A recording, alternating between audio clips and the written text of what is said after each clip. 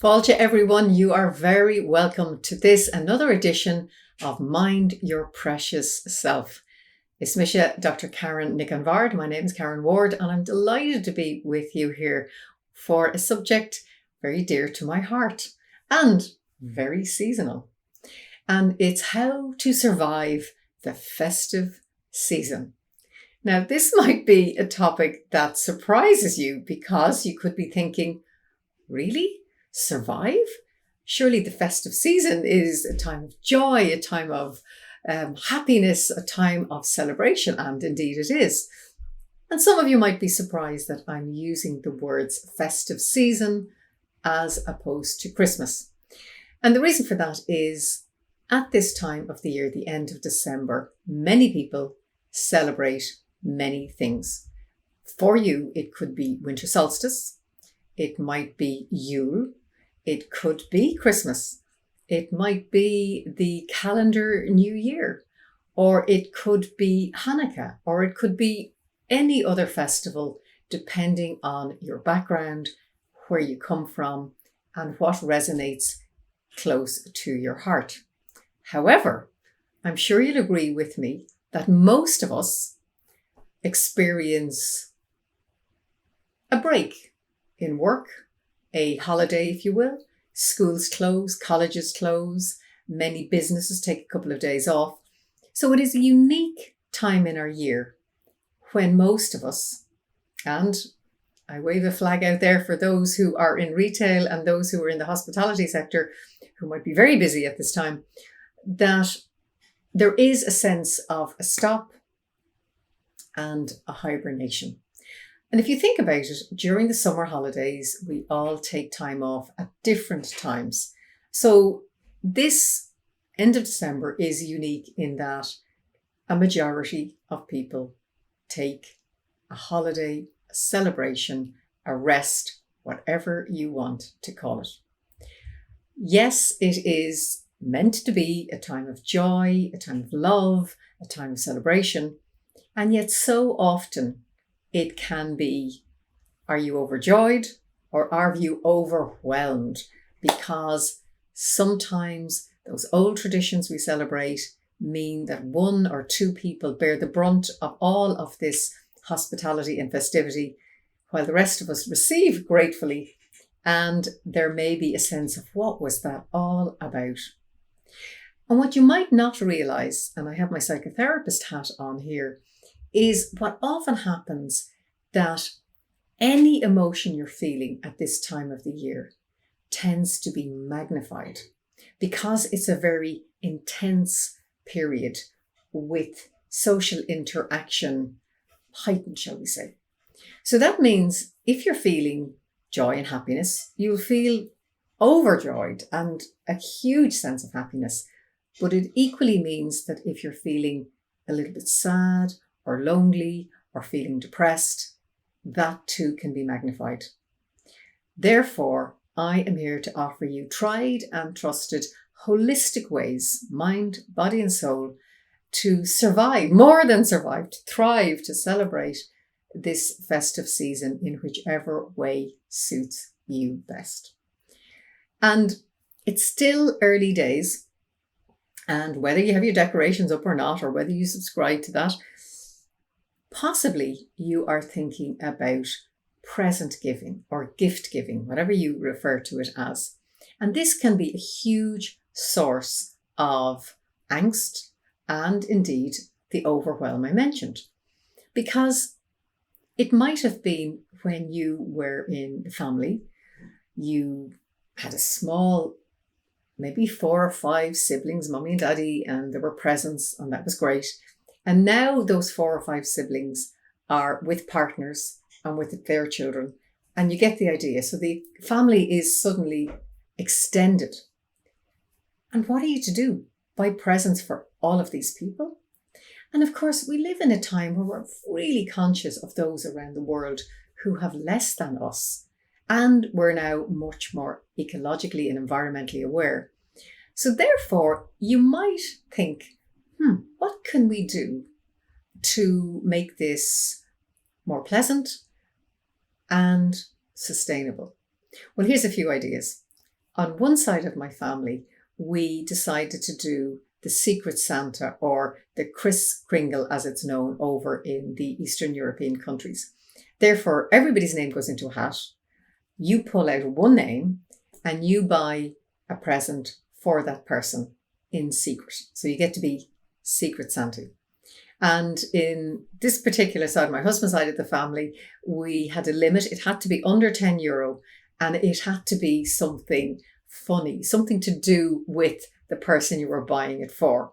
And of course, when all the presents were given out and a good laugh was had on Christmas morning, then there began the wild guessing games as to who you thought had given you the present. So there was a sense of giving and receiving. There was a good laugh, but also there was a little bit of a game involved in it. And the older members in the family particularly enjoyed that. Over on my side of the family, we decided that the presents would be for the children only. And in my case, there's 5 wonderful children there.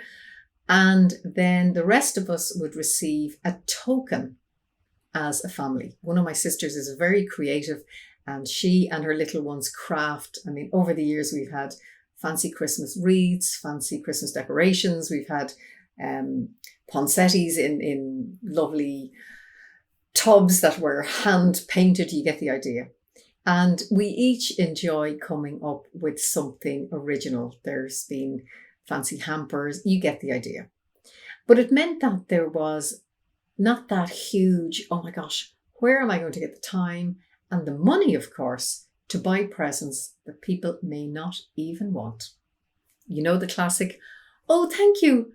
Yeah, it's what I've always wanted. And you know by their face that it wasn't. Therefore, if you are buying presents for anyone, make sure you buy them something that they will like, not something that you think they may like. And I'll hold my hand up as a pank, professional auntie no kids. And I love the idea of giving my nieces and nephews some actual item present. But I had to bow to what they really wanted was a few bob for their back pocket to go out and spend it on whatever they wanted. Even though I'm not a big giving them money in vouchers, but they wanted it. And that's what it was all about. I was the best auntie in the world. I hope that's given you a couple of ideas there. Maybe one final one. And I'm speaking from Dublin, which is where I live. But there's nothing worse than swanning up Grafton Street with your list and realising, oh, I was meant to get something down in Henry Street and I was there 20 minutes ago and it's going to take me so long to get back there. Therefore, the list has to be a proper list, not just, I'm going to get this for Joe, but where can I get it? And map your route on the list. So it's worth having a nice cup of tea, cup of coffee at home, and then planning your day, swanning around town, or a particular shopping centre or mall, as it might be called where you are. And then it's an enjoyable thing. And maybe you do it with somebody. I know a very clever woman, and she pays one of her nephews to do her shopping for her. Now, this young man, he loves shopping. He's a retail therapist, and he loves the extra few bobs she gives him. He swans around. He's on his phone. He knows where everything is. He arrives back to her. He has it all. He even wraps them for her, and she gives him a couple of bob, and he goes out with the friends that night. So be inventive and creative. Now, I'm moving from the present buying to actually the big day itself. In my family, myself and my husband celebrate winter solstice, and that is the return of the light. And we get up early in the morning and we drive off to Newgrange, that beautiful sacred site. It's about 40 minutes from where we live. There's a huge gathering of people, depending on the year that's in it. And then the prized 25 get inside when, on a beautiful dawn, the sun will shine, snake up the passageway to illuminate this beautiful womb-shaped monument on the earth. And then afterwards, what a lot of people don't realise is when the 25 come out, then there's a rota system, and anybody of those 200, 300 people, depending on the restrictions arrive in, they can get in to see this beautiful illumination. It's really, really special. But there's an air of festivity, there's celebration, there's usually singing, chanting, drumming, bit of dancing, really joyous celebration. And then inevitably a whole gang drive back to the Hill of Tara, and there's a fancy kind of breakfast brunch we share. We go up to that hill. So it's a wonderful day of celebration. We bring it back into Smithfield Square here in Dublin City, and then inevitably there's something online we do. Wonderful day of celebration, and quite an active one. So for us, Christmas Day itself, even though we were both brought up Catholics, is very much about family, and particularly our elders. One of us has an elderly mum who is very much into Christmas, and she gathers all her children around her and the grandchildren on Christmas morning, and there are drinks, there's a little bit of nibbles, and then we all scatter to the four winds to do whatever for the rest of the day. Now, I'm talking about both families here and extended family. And traditionally in Ireland anyway, it was usually the mother who cooked the Christmas dinner. I have known women to cook dinner for 25 people. Now that's a hell of a task. Even somebody who's used to cooking and likes cooking. And I think we have evolved to a stage where so many of us love the mehel style, as it's called in Ireland. Now, mehel is an Irish Gaelic word for communities coming together. So therefore, one part of the family could make the starter, somebody else preps the veg, somebody else does the turkey, somebody does the ham. There might be a vegetarian or a vegan option. Somebody does the Christmas cake and then the pudding. And that means there's a lovely blending of traditions. Somebody else might bring the drinks. You get the idea. And there might be volunteers to do the washing up afterwards. It just takes the pressure off one person. And it is a lovely way to come together. However, I'm very aware that there are perhaps the woman, usually the one who cooked before, might not want to let go of the tradition of bringing her family around and providing the hospitality. So there might need to be a little bit of, shall we say, diplomatic persuasion so that mum gets the break. And, maybe she does cook the turkey, if that's what you have in your family, the goose, whatever it might be. And then everybody else provides the trimming. So she's allowed to have her status as she's had all the years, but she may not be physically up to it in the same way as before. If in your house you are the one who's doing the shopping, or you have a say in the shopping, remember, it is one day. I'm sure we've all been in the position where we're in the supermarkets and we're looking in people's trolleys, and you would swear they were buying for a time where the shops are going to be closed for a week. They're closed for one day. And this is a celebration for one day. So whether it's Hanukkah in the Jewish faith and they have a particular food, or maybe the Muslim tradition with Eid, there's particular foods that are very celebrated at that time. A bit like in America where they have their Thanksgiving food. It's a particular type of meal. Buy for 3 days and, enjoy the chocolates, the pudding, the whatever it is. But make sure you pull on your boots, put on your coat, and you get out for the walk. And if you buy for a week, you'll eat for a week and you'll drink for a week. Whereas if you buy a limited amount, then when it's gone, it's gone. And then you go back to normal eating and your system will so thank you for it.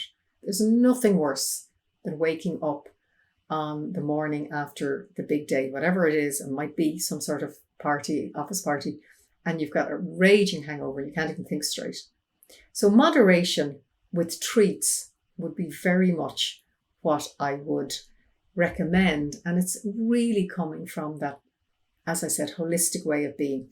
So you're looking after your body, you're using your mind in the best way possible, and you're not allowing your feelings run away with you, as in, I must, I should, oh, it doesn't matter about my healthy eating now because it's this festival and I'm going to eat rings around me. Yes, for one day. But after that, you'll notice your body talking to you saying, no. And of course, this brings me on to the feelings around any of these festivals at the end of the year. And I mentioned before that a lot of us, depending on our work or our studies, we have a break at this time, which means that inevitably there's a big build-up. There might be exams or there might be reports or projects to be done, boom, to stop for the few days or the week. So that can mean that you're careering into whatever festivity absolutely exhausted or wired. And then, as is the case when people join together, particularly extended family, there can be, shall I diplomatically say, certain situations that evolve. For example, Granny asks Mary why she isn't married. Now, Mary might be part of the lesbian community and she hasn't come out to her family. And the last thing she needs is to be reminded, you get the idea. It could be, Joe, why don't you cut your hair?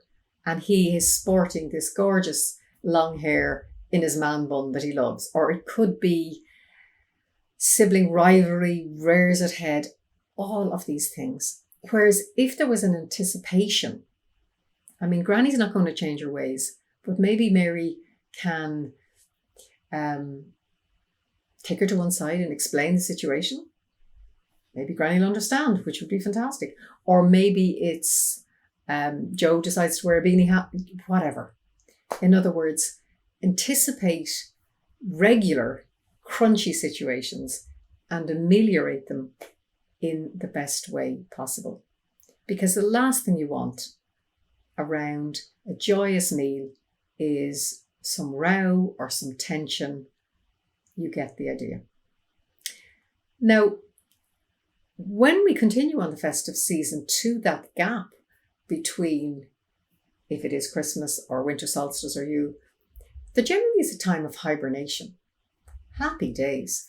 Who of us doesn't yearn for putting on the PJs and lolling around on the sofa? Maybe there's a fire or there's a warm, cozy house, some films, a couple of games, lots of sleep to catch up on. And that's great. And you might be yearning for that, but inevitably, after a few days, a bit of boredom is going to set in. And that's where you can organise to get out for charity walks or cycles or swims or whatever it might be. And it's a wonderful way to meet people, particularly at this time of the year and in the situation that we're in at the moment, where there can be interaction, but enjoying the glories of nature. It might be a bit blustery now, but... And then, of course, we come up to what I refer to as the calendar New Year, New Year's Eve. And it's extraordinary that we've got to this stage in our world where you must be happy, and you must be happy with your life at 12 o'clock on this particular day. Hello? And there seems to be a great onus, particularly in the younger folk. Not only must you be happy at this time, but you must be in a relationship that's working. And on the law of averages, that is not going to be the case. So again, give yourself a break. Arrange to go to a party with a group of friends, or celebrate in a way that's really meaningful to you. And don't be forced or cajoled into doing something that you don't want. I have a lovely anecdote. I have a very good friend, wonderful, wonderful Spanish woman. And one year, she didn't go back to Spain for the Christmas New Year. And she was in Dublin. And she had stocked up on films, a couple of treats to eat, and she was so looking forward to having a total chill out day. However, her friends and the people she worked with were, what? You can't be on your own on Christmas Day. And she said, well, it's fine. I don't celebrate Christmas. I'm not a Catholic, so I'm taking the day off. Oh my gosh, you can imagine what happened. There she was, looking forward to her day of rest, of chilling out, and she was bombarded with calls and phone calls and people dropping around because they felt bad she was on her own for Christmas. And she was, why doesn't everybody go away? I don't need this. And she came up with afterwards, she was watching the President, Michael D. Higgins, make a speech. And she was also watching that, that Christmas movie, Die Hard, with Bruce Willis. And she was sort of kicking herself. She didn't say to people, oh, I'm spending Christmas with Michael, or I'm spending Christmas with Bruce. And everybody would have said, oh, that's great. Once they knew in their world she was happy. And she could have had the whole day to herself as she wanted to. So if you are deciding that you want time out and you genuinely are looking forward to being there with the cat or the goldfish or whatever, you might use that little tip. Pick a particular film you're going to watch and say, oh yes, I'm spending Christmas with the Stone family, or whatever film you're watching. That's assuming that you do want to be on your own. Because the other thing is, if you don't, there could be other people out there who would relish the opportunity of having a mixum gatherum of folk to come together for a meal on the day, and then you can go off and do your own thing in the evening if you wish to. Surviving the festive season depends on you. What you eat, what you drink, how you socialise. Couple of drinks, 3 drinks, life and soul of the party, versus 7, 8, 9, 10 drinks and the next day you're toast, as they say. It also depends on making new traditions. Why do traditions have to be old ones? We can decide we're not going to that particular house, we're all coming over to this house. One person isn't making the meal, we're all going to spread it out. Let's, as a family, do a sea swim or walk a mile for some charity. There's so many great ideas out there.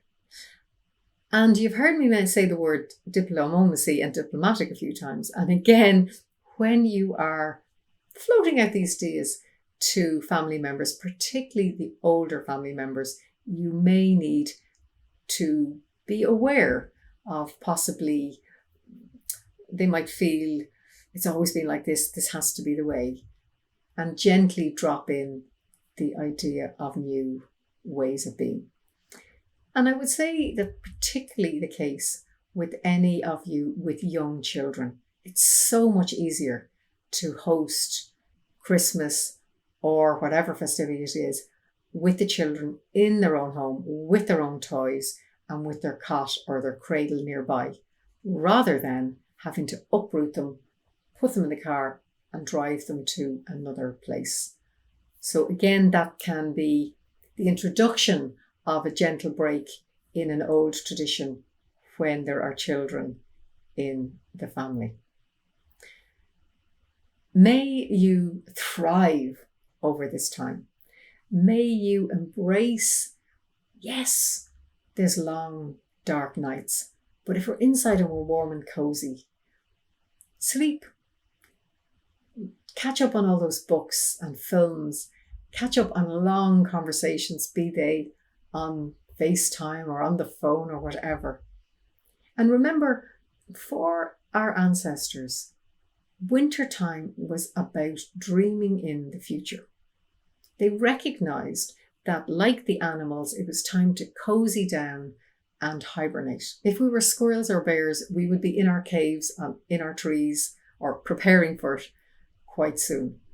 So similarly, don't fight that sense of, oh gosh, I just want to go to bed, it's only 9 o'clock.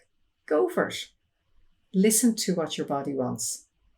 And when your mind, if it does kick into, I have to, I should, I must, gently calm it, drop down to your heart and how you feel, breathe, and energetically tune in to what your beautiful being wants. Conversations with people in the family, with friends, with partners, with the children, include everybody as to what would be best, what would suit you best. so that the festive season is a joy. May all the blessing of the world be with you, whatever you choose to celebrate.